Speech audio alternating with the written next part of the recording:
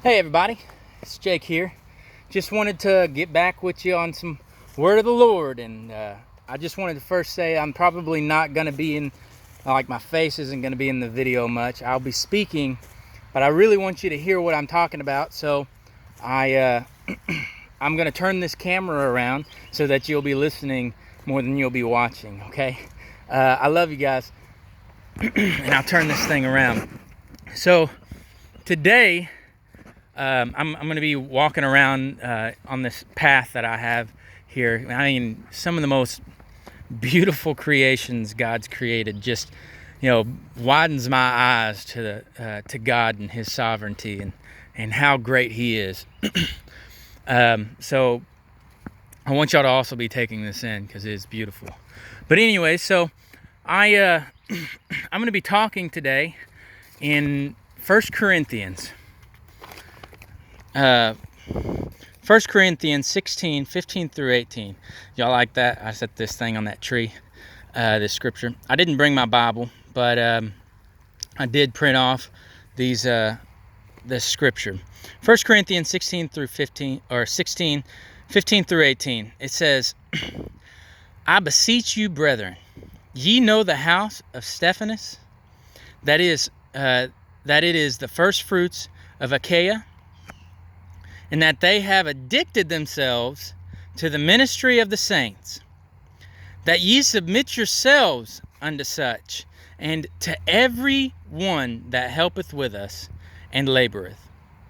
I am glad of the coming of Stephanus and Fortunatus and Achaicus, for that which was lacking on your part they have supplied, for they have refreshed my spirit and yours.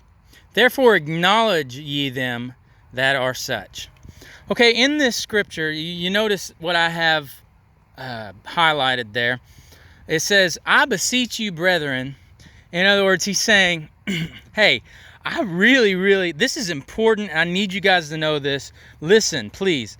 He says, you know the house of Stephanus, that it is the first fruits of Achaia, and that they are addicted, or they have addicted themselves to the ministry of the saints. So the first thing he says, he recognizes them, and he says, hey, look, these people have addicted themselves, they have addicted themselves to the ministry of the saints. And I think in that of addiction, the word addiction, man, it's something more than a desire. It's a passion. I'm going to tell you, it's a desire above most. And so I wanted to strike this in your thought because it struck me. God struck me right in my thoughts. And he said, where are your priorities? People who are addicted to things they have made their priority what they are addicted to. And sometimes they don't even realize that they're addicted to it. But, and it's their passion, whether they realize it or not. And so I see this and I think of all these people, you think of addictions and you think of drugs and alcohol and how people can be shackled and they're a slave to what they're addicted to. But God has now taken this thing that everyone thinks negatively about and turned it into something beautiful. I mean, something that Paul tells them, hey, you should submit yourselves unto such. and so I want you to look at this, all right? The word addiction as a passion that, a lot of people unknowingly do. And I think, and I like it that I've put that into that setting, because the way these people are putting it, they have made it a priority. All right, that is their top priority, is to do this ministry. And so I think of how there are so many people out there that are addicted to drugs, that are addicted to alcohol. There's so many different addictions, whether it be pornography or even eating and smoking and things of that nature. But these people are addicted to the ministry. They have set it as a priority, and I believe they did it themselves too. It says they have set themselves an addiction, and so I view that, and I slipped a little bit, but I view that, and I think to myself, where are my priorities? Where are my priorities in my life? Is it technology? Do I set that before my God? Do I set that before the ministries God has in store for me? Do I set that before my family? There are people out there that are addicted to alcohol, that are addicted to drugs, and they've made it to the point where they're homeless, and every penny that they get, they put it towards alcohol or drugs or things of such. And there are people out there who've lost their families due to addictions, and who have separated relationships and ruined such a great thing, whether it be a marriage or a bond between a dad and a son, or a dad and a daughter. Same thing, any parent, mother and daughter, mother and son. Just in general, they have made it into a bad thing. They have made their priorities into something that it's not the way it should have been.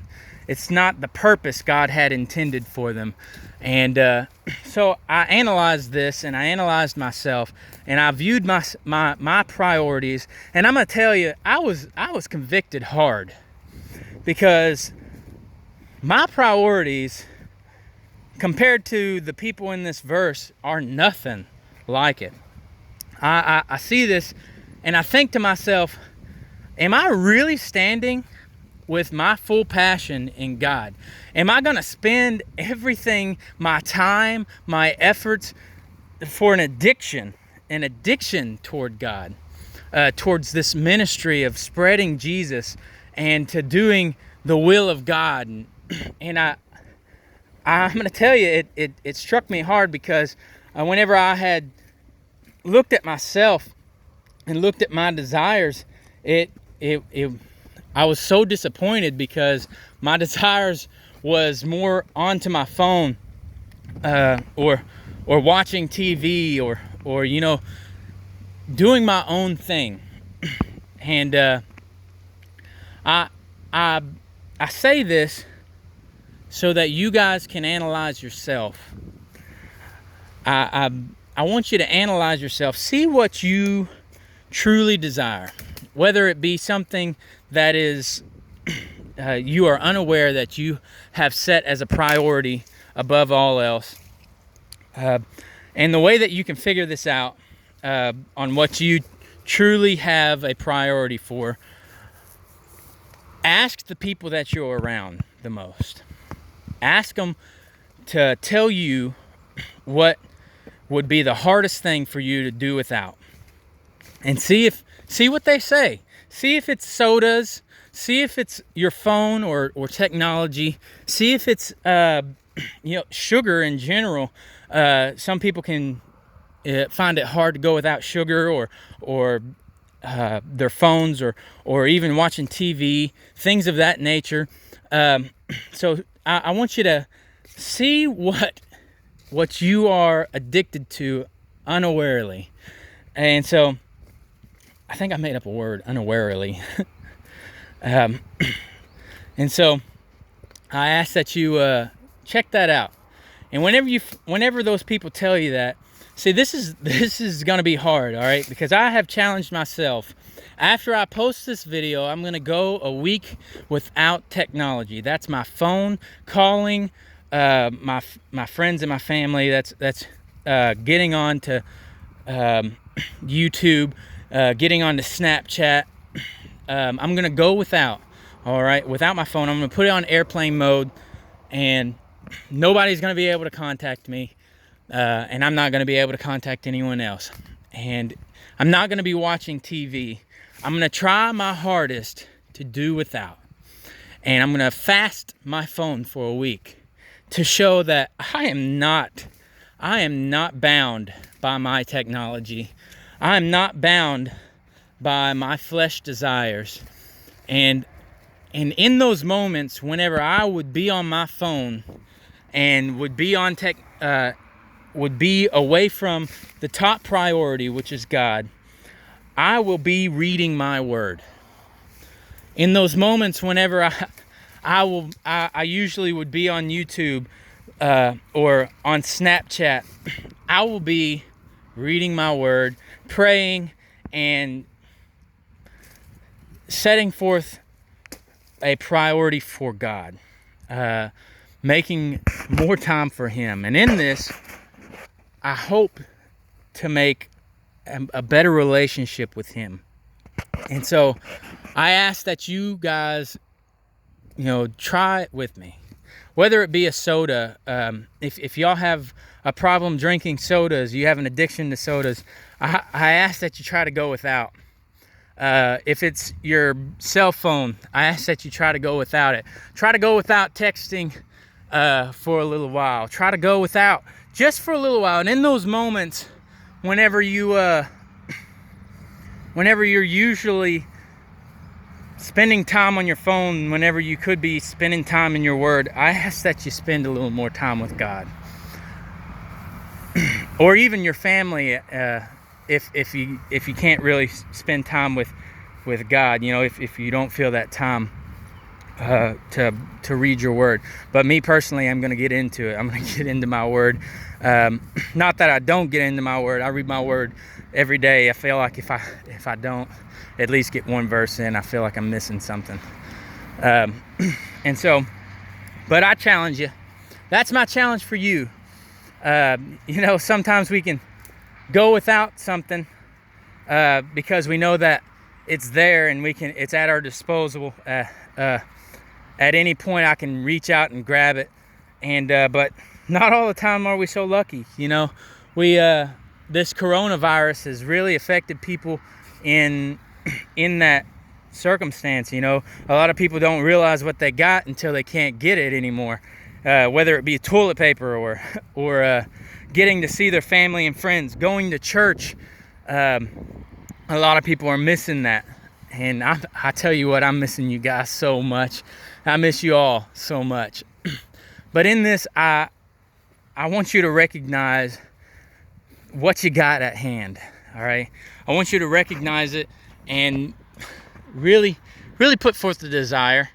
Analyze yourself, see where your priorities are. And I love you guys so, so much, and I hope that your week goes great. If any of y'all really wanted to get a hold of me, I'm sorry, but I'm going to be going without some technology for a little bit. My wife's probably going to hate that too, but it's okay. I'm setting it forth, and this is for God's glory, not mine. And so I love you all, and man, God bless you.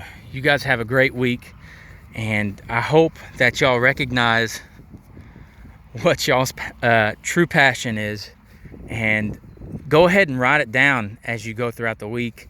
Write it down. Write down your experiences.